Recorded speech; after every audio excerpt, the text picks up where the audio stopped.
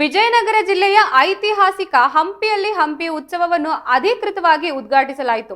ಡೊಳ್ಳು ನಗಾರಿ ಬಾರಿಸುವ ಮೂಲಕ ಸಿಎಂ ಸಿದ್ದರಾಮಯ್ಯ ಉತ್ಸವಕ್ಕೆ ಚಾಲನೆ ನೀಡಿದ್ದು, ಹಂಪಿ ಉತ್ಸವದ ಮುಖ್ಯ ವೇದಿಕೆಗೆ ಆಗಮಿಸಿದ ಸಿಎಂ ಸಿದ್ದರಾಮಯ್ಯ ಜನರಿಗೆ ಕೈ ಮುಗಿದು ಅಭಿನಂದನೆ ಸಲ್ಲಿಸಿದ್ದಾರೆ.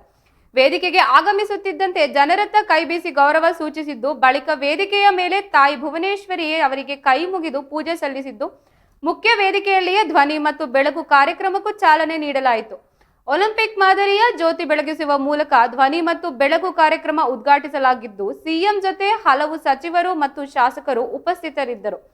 ಸಚಿವರಾದ ಜಮೀರ್ ಅಹ್ಮದ್, ಬೈರತಿ ಸುರೇಶ್, ಎಚ್.ಕೆ. ಪಾಟೀಲ್, ತಂಗಡಗಿ ಮಾಜಿ ಸಚಿವ ನಾಗೇಂದ್ರ, ಎಚ್.ಎಂ. ರೇವಣ್ಣ ಸೇರಿದಂತೆ ಅನೇಕ ಗಣ್ಯರು ವೇದಿಕೆಯಲ್ಲಿ ಉಪಸ್ಥಿತರಿದ್ದು, ಶಾಸಕರಾದ ಗವಿಯಪ್ಪ, ನಾರಾ ಭರತ್ ರೆಡ್ಡಿ, ಶ್ರೀನಿವಾಸ್, ಸಂಸದೆ ಲತಾ, ಬಿ.ಎಂ. ನಾಗರಾಜ್ ಸೇರಿದಂತೆ ವಿವಿಧ ಕ್ಷೇತ್ರದ ಜನಪ್ರತಿನಿಧಿಗಳು ಕಾರ್ಯಕ್ರಮದಲ್ಲಿ ಭಾಗವಹಿಸಿದ್ದರು.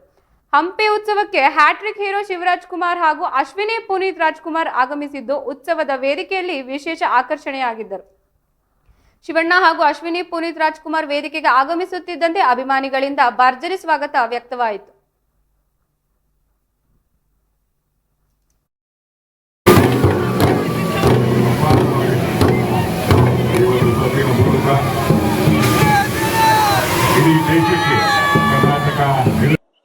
ಸಬಲತೆ ಬಂದರೆ ಅದು ಜಾತಿ ಹೋಗ್ಲಿಕ್ಕೆ ಸಾಧ್ಯ ಆಗ್ತದೆ. ಇಲ್ಲದೆ ಹೋದರೆ ಇನ್ನೂ ಅನೇಕ ವರ್ಷಗಳ ಕಾಲ ಜಾತಿ ವ್ಯವಸ್ಥೆ ಹೋಗಲ್ಲ ಅಂತಕ್ಕಂಥ ಮಾತುಗಳನ್ನು ತಾವೆಲ್ಲರೂ ಕೂಡ ತಿಳ್ಕೊಂಡಿದ್ದೀರಿ ಅಂತಕ್ಕಂಥದ್ದು ಭಾವನೆ. ಯಾಕಂತಂದರೆ ಬಸವಣ್ಣವರು 850 ವರ್ಷಗಳ ಹಿಂದೆ ಹೇಳಿದ್ರು, ಜಾತಿ ಹೋಗ್ಬೇಕು, ಸಮ ಸಮಾಜ ನಿರ್ಮಾಣ ಆಗಬೇಕು, ವರ್ಗ ಹೋಗ್ಬೇಕು ಅಂತಕ್ಕಂಥ ಮಾತುಗಳನ್ನು ಹೇಳಲಿಕ್ಕೆ ಅವರು ಹೇಳಿದ್ರು. ಇವತ್ತಿನವರೆಗೂ ಕೂಡ ಜಾತಿ ಇನ್ನೂ ಕೂಡ ಗಟ್ಟಿಯಾಗಿದೆ ಅಂತಕ್ಕಂಥ ಮಾತುಗಳನ್ನು ತಾವು ತಿಳ್ಕೊಳ್ಳಲಿಕ್ಕೆ ಸಾಧ್ಯ ಆಗ್ತದೆ. ಅದರಿಂದ ಜಾತಿ ಹೋಗ್ಬೇಕಾದ್ರೆ ಆರ್ಥಿಕ ಸ್ವಾತಂತ್ರ್ಯ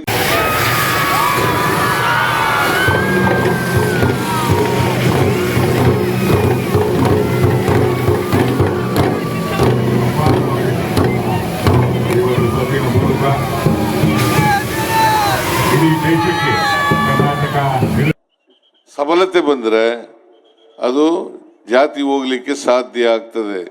ಇಲ್ಲದೆ ಹೋದರೆ ಇನ್ನೂ ಅನೇಕ ವರ್ಷಗಳ ಕಾಲ ಜಾತಿ ವ್ಯವಸ್ಥೆ ಹೋಗಲ್ಲ ಅಂತಕ್ಕಂಥ ಮಾತುಗಳನ್ನು ತಾವೆಲ್ಲರೂ ಕೂಡ ತಿಳ್ಕೊಂಡಿದ್ದೀರಿ ಅಂತಕ್ಕಂಥದ್ದು ಭಾವನೆ. ಯಾಕಂತಂದರೆ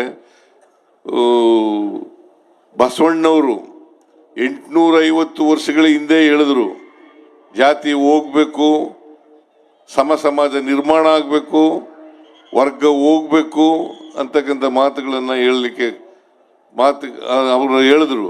ಇವತ್ತಿನವರೆಗೂ ಕೂಡ ಜಾತಿ ಇನ್ನೂ ಕೂಡ ಗಟ್ಟಿಯಾಗಿದೆ ಅಂತಕ್ಕಂಥ ಮಾತುಗಳನ್ನು ತಾವು ತಿಳ್ಕೊಳ್ಳಲಿಕ್ಕೆ ಸಾಧ್ಯ ಆಗ್ತದೆ.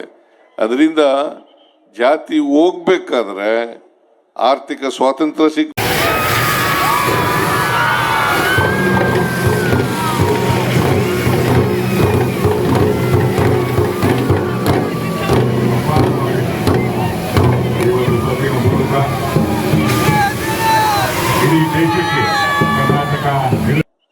ಸಬಲತೆ ಬಂದರೆ ಅದು ಜಾತಿ ಹೋಗ್ಲಿಕ್ಕೆ ಸಾಧ್ಯ ಆಗ್ತದೆ.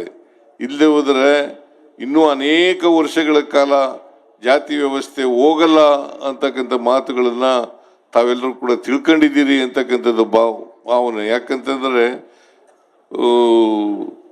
ಬಸವಣ್ಣವರು 850 ವರ್ಷಗಳ ಹಿಂದೆ ಹೇಳಿದ್ರು, ಜಾತಿ ಹೋಗ್ಬೇಕು, ಸಮ ಸಮಾಜ ನಿರ್ಮಾಣ ಆಗಬೇಕು, ವರ್ಗ ಹೋಗ್ಬೇಕು ಅಂತಕ್ಕಂಥ ಮಾತುಗಳನ್ನು ಹೇಳಲಿಕ್ಕೆ ಅವರು ಹೇಳಿದ್ರು.